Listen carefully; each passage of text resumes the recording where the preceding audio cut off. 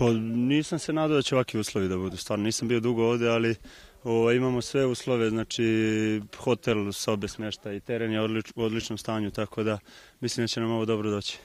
Pa sigurno, što se mene tiče možda bi produžio još 2-3 dana, jer je stvarno dobro, mir, nema buke, nema galame, imamo sve što nam je potrebno da se što bolje spremimo za nastavak prvenstva. Pa ja mislim da je to okej, jer se videlo kroz ove utakmice što smo imali da nismo fizički baš najbolje spremni, ali i kroz loptu može dobro da se spremi što možeš i sam da vidiš.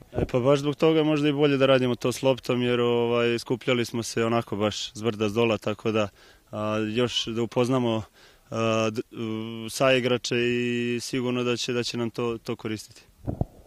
Očekujem sigurno pobjedu.